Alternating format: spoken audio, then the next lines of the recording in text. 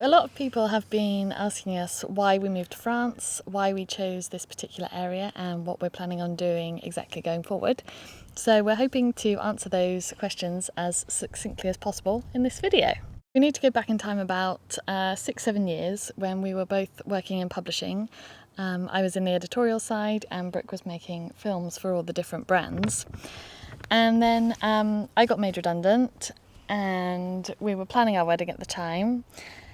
And then a couple of months later, Brooke got made redundant. Really great timing. And we were like, okay, I don't know if we want to stay in this industry forever. So we were looking at different options. And I thought that a bell tent hire could be a good business based on doing just taken off. Wedding research. Just taken off then. It was. There were other Saturated companies. market. Don't get into it now. There were other companies out there, but we felt like we could offer something different. And it really took off in a way that we couldn't predict. Yeah. What's going on? I don't know what's gone on there. Oh, Rebecca's phone is dictating what we're saying. This is Apple AI for you. Please be very careful out there. So with the business, we were setting up accommodation for guests at different venues, which meant a lot of travelling and a lot of driving for Brooke. We really enjoyed it and we were doing really well, but ultimately we wanted to have our own glamping site so that guests could come to us and we weren't having to go out everywhere. Yeah. And we did look for a couple of years, didn't we? And the amount for the land and then the amount for setting up just was never going to happen, was it? Yeah. No, we couldn't even afford reality check. Land, never mind land and a house. Yeah. But we did like that the business gave us a better work-life balance, and also for our own personal health issues. That was really important. And then, so one day we just stumbled across a property in France that actually ticked quite a lot of the boxes. And I showed it to Brooke as a bit of a joke, and he was like, why not? And I was like, no, we can't move to France. And then we were thinking about it a bit more. We looked at YouTubers that have moved to France, and we were like, oh, maybe we could do this. So we liked that France was easy. Do you want to do some talking? Yeah, that'd be good.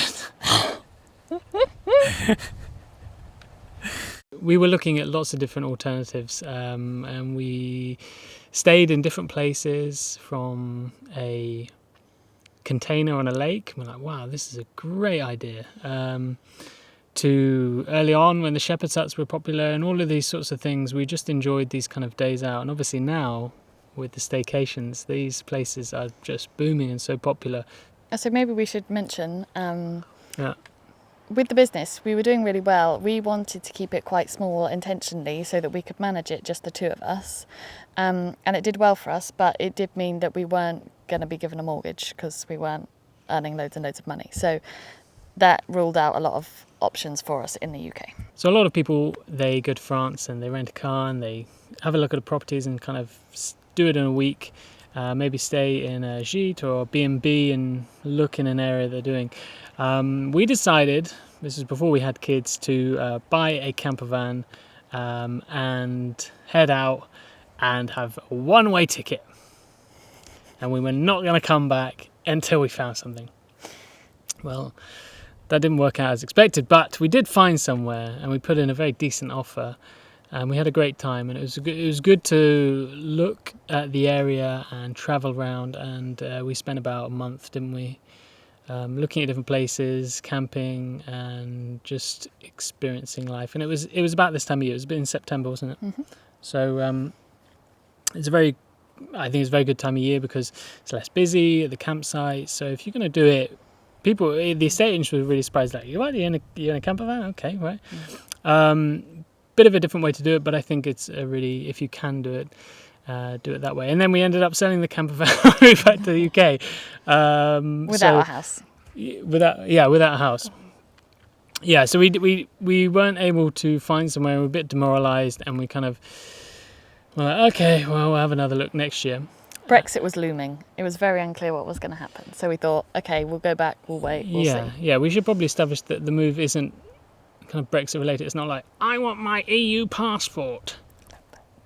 No, but it's not really, is it? It's not like that wasn't a reason to go, okay, I'm off, I'm leaving the UK. I think it was just as you said, looking for alternatives, way to live that you're not just paying ridiculous amounts on a mortgage. Really, that's what it is. Yeah. Right. The houses are cheaper in France. The houses are cheaper in other rural areas of Europe, Spain, Portugal, Bulgaria. Bulgaria. Yeah. Obviously, you've got to learn the language. Bulgarian might be a bit tougher. Well, you don't learn that in that's school, what we do you? said, no. No. So that was another reason for France. It was really accessible from the UK for family and friends, and also we both have basic French. Yeah. So Your a basic French, starting point. A-level French, GCSE French. So basic, intermediate. Yeah, but all our other languages are non-existent. No, so. but you're really good.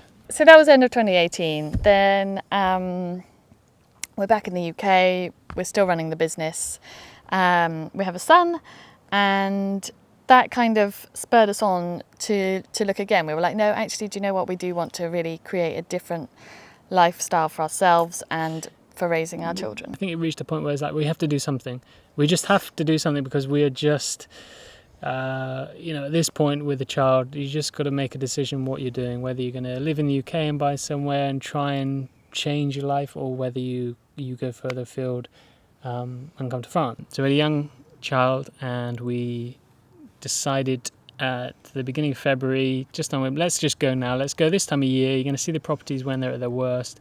We'll drive this time, we'll just blitz it in a week, get really prepared, look at some houses, drive down, have them all planned. And that's what we did. And at this point, obviously, the pandemic in China is building up, and it's starting to spread to Europe. But it's still quite a far off thing. Yeah, in the no, news of it's being course, it's portrayed February, as something like not that's going to come to Europe at this point. Yeah. There was something in the back of my head that was kind of a little bit. It's easy with memory, but it just felt like this was, a bit different. So we came back home, and we saw quite a few. Some were overpriced, some were just not right at all. And then there was this place which initially was on for a lot more, and we decided to throw in an offer. And So it had already been heavily reduced. Yeah. We wanted to come back and do a second viewing on it, but at this point the pandemic had reached Europe. Travel was more difficult, and so we decided to just put in a cheeky offer and see what happened. And it was accepted. So we thought, hey, let's go for it. Yeah, let's go for it. At this point, as we put in the offer, we're like, what a great price we've got. This is amazing. And then I keep an eye on the markets, and the exchange rate just... The euro went flying, and the pound dropped like a stone. And so suddenly it's like, ooh, how much more? Ooh. So that's something to keep in mind. Maybe we'll do a video on it in the future. Is just keep an eye. If you're buying a house in France or anywhere in Europe or anywhere where there's different currencies, really keep an eye on the financial exchange markets, because it can make a huge difference when you start doing tens of thousands of pounds, dollars, euros, isn't it? So initially we were actually looking a bit further south than here, which is where a lot of Brits go. And we didn't think we could afford this area. So we were really thrilled when we saw this one on the market, and that's why we felt like, yeah, we had to go for it. We love the accessibility of here. You've got some big towns within reasonable distance, and yet you're still really rural where we are. You can get to Paris in a couple of hours on the train. Get to the beach in a couple of hours. Beach. Yeah, there's 4 cities within about an hour to an hour and a half around us, aren't there? Tours, Angers, Poitiers. Somewhere. Yeah, and so for our sons growing up, when you're teenagers, you don't necessarily want to be stuck in the middle of a field. So having cities not too far away for them, I think, will be nice. Yeah, I used to like that as a kid, darting off to the city. But for now, we love that the outdoor space that this offers them to connect with nature, for us too, the ability to grow fruit and vegetables, that's really important for us. Yeah, it's lovely and quiet. We have good neighbours. And there are lots of problems with the house, and it's a 70s renovation, barn renovation. So there's a lot of cement. There's bad plumbing maybe. But saying all that, I still think it's amazing in terms of the quality of the stonework of this building. Good bones. It's got good bones. It's got good bones, and the layout of the house is not right, but it's livable. And I think that's we didn't want to kind of, we would never be able to afford a finished product. We also didn't want to wreck because we're not the best at DIY, and it's very hard with one child. Now with two, very difficult. So somewhere in between is kind of where we're at with this place. So it's not kind of like my rundown wreck that I turned and transformed sort of thing, but it's also not a kind of glamorous house. Somewhere in between, which is not often that exciting. But you just wait and see. Okay, so going forward, Brooke, what are we planning on doing? Baby's crying over there. we got another one asleep. We're just trying to fit this in now. We've got an hour break. We're just trying to Crack on! What do you want to say? Right, what we're doing. What do you mean, what we're doing? Okay. Homesteading. Okay, yeah, homesteading. Didn't know that was a thing. Didn't know what the word was. I thought it was just called growing vegetables. But yeah, homestead. Got to get the YouTube keywords. Really learning on this thing. So while Rebecca goes to tend to our little one, we have got a lot of plans in. Actually working out what to do first is the tricky thing. Obviously there's two houses, one we're living in and one obviously we want to rent out as a kind of holiday home. But there is, to get it to a level that I would feel comfortable, there's still a fair bit of work. So that's one option of revenue. We also have obviously a lot of space in the garden. The area at the front used to be a vegetable garden, and we obviously want to transform that from what it is kind of like a wild meadow back into a vegetable garden. And there's a lot of potential there. We have a local market where every Friday where they sell fruit and vegetables, and eventually one day that would be amazing because it's very cheap to just set up there. But primarily, I think just growing for just growing food for our family would be a huge money saver. You can come back in. Yeah, I know. I'm just waiting for a good moment. Shimmy in.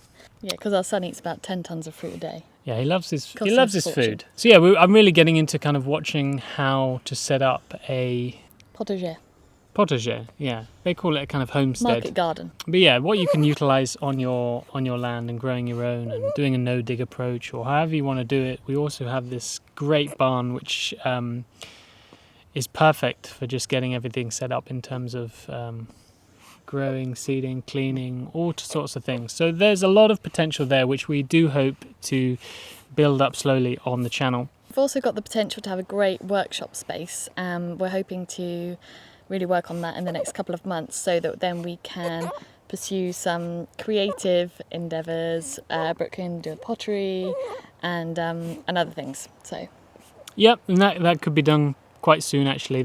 I could go in there. Maybe I should have gone there in the summer, but I can start making in there, just putting up a few walls, insulating slightly. Does need a door or window in winter, but I can go in there with a woolly hat on and start making some pots. And I really want to kind of just document that, just to show progress, because I'm still pretty early on in my pottery life. He's very good. He's a natural. It does come naturally. Yeah. Having all this space is a huge benefit in terms of working at home, and that's kind of always been our dream, hasn't it? But obviously the other side of that is you do have all of this space, you do have all this garden, and there's just so much to do right now in this first year that you just get really overwhelmed. And that's kind of happened several times, to put it. It's just very different to the life you were living before, and it's not a holiday. It's not a holiday, and we've hardly done many day trips or anything. So there's part of it which you feel like, oh, this isn't the life that I kind of dreamed of, kind of swanning around towns and, oh, look at this, c'est joli. Coffee. Yeah, but hopefully that will come and it will pay off, and it's a very kind of a long-term thing for us, isn't it? Yeah. We're both former EFL, English as a Foreign Language, teachers. So another option for us is having guests in our home as a homestay. And so you offer English lessons, but also you offer kind of extracurricular things. And if we're able to offer that with the creative skills and the gardening and all sorts of things that we could provide here, then I think that could be very enriching for a lot of students. And so they have a full one-on-one immersive experience, so it's really good for their language skills. And yeah, I think there's quite a lot we can offer them. Yes. So we find it difficult to talk about ourselves. We're quite introverted, quite private people. So it's taken us this long to get a video like this out. But I hope it gives you a better introduction of who we are, why we moved to France, a little bit about ourselves, and we'll continue to expand on our plans as the months and the years go on. So thank you for watching. Don't forget to subscribe, and we'll see you soon. Bye. Bye.